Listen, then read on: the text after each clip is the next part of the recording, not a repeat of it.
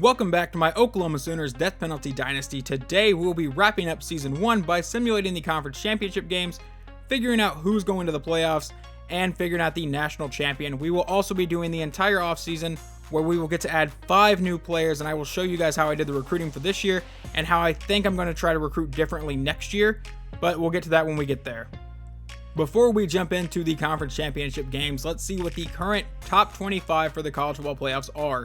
Number 1 is Georgia, number 2 is Alabama, number 3 is TCU, number 4 is North Carolina, 5 is Michigan State, 6 is Florida State, 7 is Stanford, 8 is Florida, 9 is Clemson, 10 is Auburn, 11 is Tulane, 12 is Ohio State, 13 is UCF. They lost to Temple, and I showed that at the end of the last video, and they fall from 2 to 13. 14 is North Carolina State, 15 is USC, 16 is Oregon, 17 is Texas, 18 is Arizona, 19 is Michigan, 20 is Wisconsin, 21 LSU, 22 Oregon State, 23 is Troy, 24 is Iowa, and 25 is Marshall. But with that being said, let's start to simulate the games that matter. 8-4 unranked BYU against number 2 11-1 TCU for the Big 12 title. And going to the playoffs is going to be TCU 34-28. They just squeak out a win, getting the game-winning touchdown with 1:22 to go. So TCU will be headed to the playoffs. Next is the ACC Championship. 10-2 Florida State, who are ranked number 8, versus 10-2 North Carolina, who are ranked number 4. UNC wins this one pretty easily, 35-13. Next up is the Pac-12 Championship. Number 6 Stanford, who is 10-2, against number 18 Arizona, who is 10-2. So number 6 Stanford will be headed to the playoffs as they win 49-27. Now the Big Ten Championship is number 21 Wisconsin, who is 9-3, facing number 12 Ohio State, who is 10-2. And Ohio State will be headed to the playoffs as they win 24-17. And then the marquee matchup is number 3 Alabama, who are 10-2, against number 1 Georgia, who is undefeated. And I think Alabama was actually 2 in the college football playoff rankings, and TCU was 3, even though it shows they're 2 and 3 here. But either way, let's simulate this game. And Georgia will remain undefeated, 45-24. So we'll have to see what happens to Alabama in the rankings now and see if they still somehow squeak into the playoffs. And the winner of the Heisman Trophy for this season is Travion Henderson, running back Ohio State. I'm almost positive he won it last year. I'll have to go double check that, but he finishes this year with 20 total touchdowns. I was wrong. It was a running back that won it last year, but it was running back Bijan Robinson from Texas who won it. So back-to-back years go to running backs. And before we really get into the playoffs, I will go ahead and show our season stats, which are not going to be pretty. Trevor Winston goes 196 and 406 for 2,300 yards, 14 touchdowns, and 18 interceptions. Backup quarterback Ryan Corbett, who had to play a few games, went 73 of 142, 920 yards, 2 touchdowns, and 13 interceptions. So in total, I threw 31 interceptions in 12 games. Not exactly great. Rushing-wise, we couldn't do shit. Dominique Cook leads the team with 43 attempts and 181 yards. Kyle Campbell, 62 attempts for 176. And Trevor Winston ends with 2 rushing touchdowns. Corbett has 1, Colbert has 1, and Dominique Cook got 1. So Kyle Campbell never even found the end zone on the ground. Dominique Cook also leads our team in receiving with 56 catches, 537 yards, and 2 touchdowns. Kyle Campbell did find the end zone through the air, so he has 1 receiving touchdown. Eric Gordon caught 1 touchdown. Eric Cook kind of came in late at the season whenever I really started using the tight ends and caught a few touchdowns, so he ends with 4. And Cole Payne ends with 5 receiving touchdowns. Lauren Rogers gets 1, and Sam Davis has 1.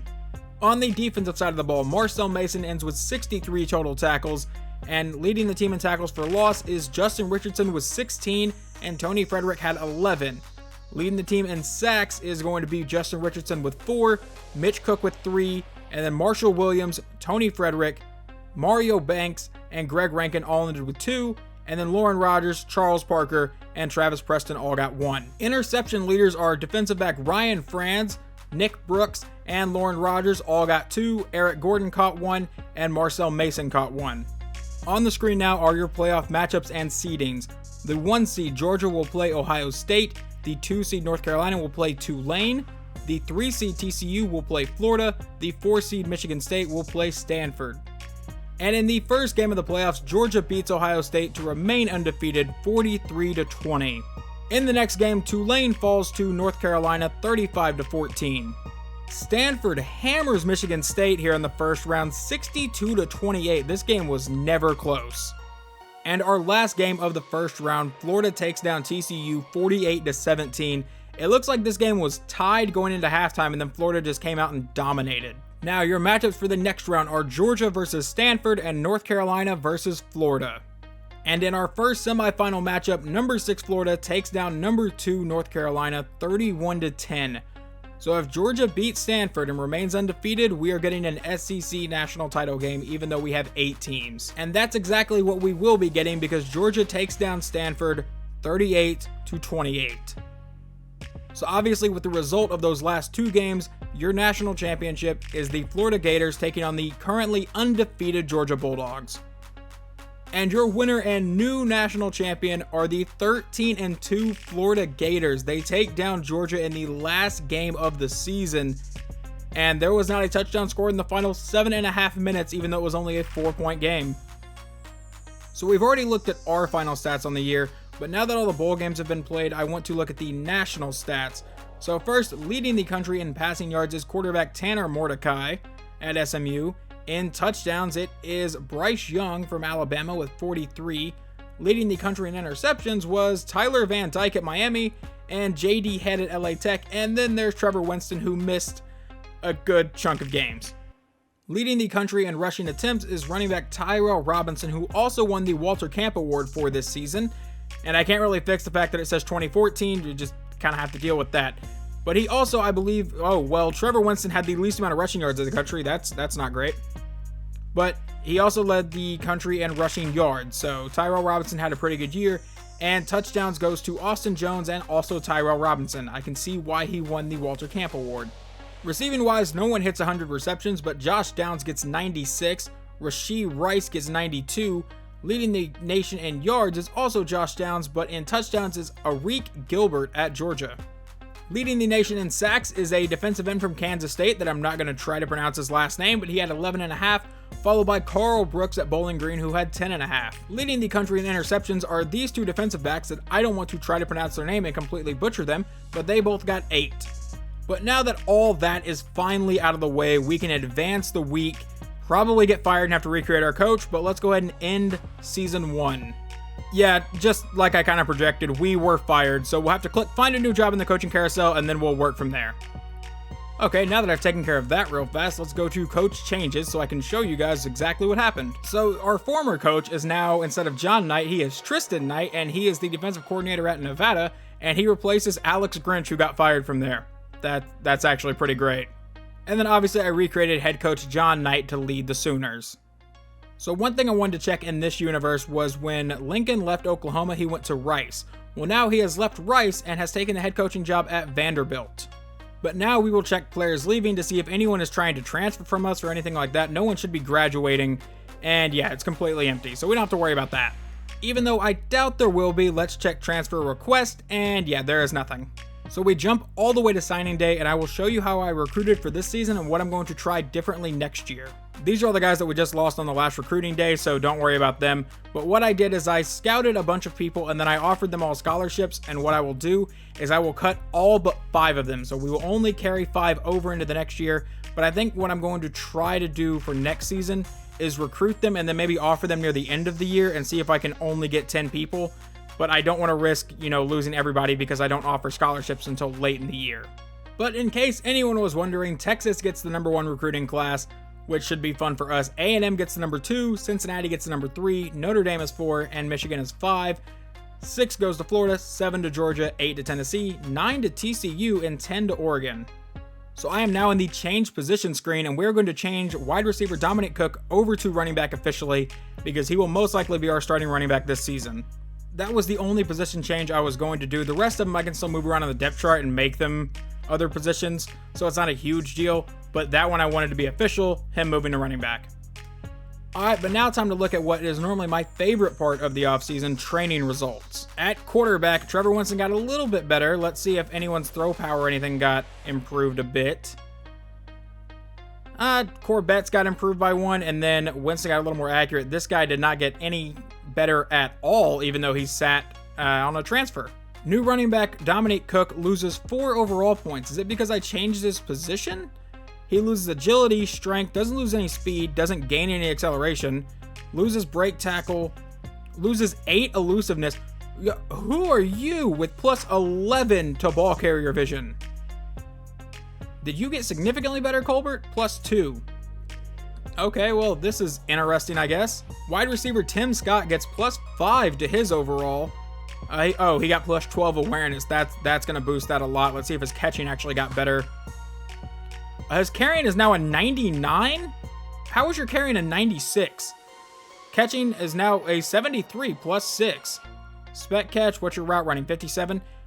Patrick Wood got plus 10 to route running. Okay, we may be able to actually throw to some receivers this year. Tight end Eric Cook gets plus 3. Backup tight end Elliot Eaton loses 2. Interesting. Left tackle Jerome Stevens gains 4. Left guard Marquise Vincent gains 2. Center Kirk Evans gains 6. Right guard Daniel Allen gains nothing. And right tackle Reggie Morgan gains nothing. Left end Justin Richardson gets 1 after leading the team in sacks. Right end, we don't have any on the roster still apparently. Defensive tackle Mitch Cook gets 3. William Malone gets plus 1. And Marshall Williams loses 4. Left outside linebacker Michael Mangum gets 2. Middle linebacker Charles Parker gets 2. And Ryan Saria gets 1. Where is... Oh, Mario Banks lost 3. Wow, he was actually decent for us, I thought. Not in coverage or anything, but he made at least some tackles. Cornerback Nick Brooks gets plus 6. Ryan Franz gets plus 2. Cole Payne gets plus 3. Lauren Rogers plus 1. And Jamal Kearney plus 2. Did anyone's man coverage go up? Well, Nick Brooks' catching went up 8. That's pretty nice. Where is man coverage? Is it all the way back here? Yes, it is. Plus 5 to Nick Brooks and plus 9 to Cole Payne. All right, these guys are at least, getting better. Free safety Marcel Mason gets 1. Strong safety Travis Preston gets 1. And then the other ones lose 2. The backup free safeties at least got 1. Hey, John Stewart got 1. He came in and played receiver a bit this year. Kicker Matt Graham gets plus 2. And punter Cedric Sparks, who doesn't get used because I use the kicker as the punter, he gets plus 2.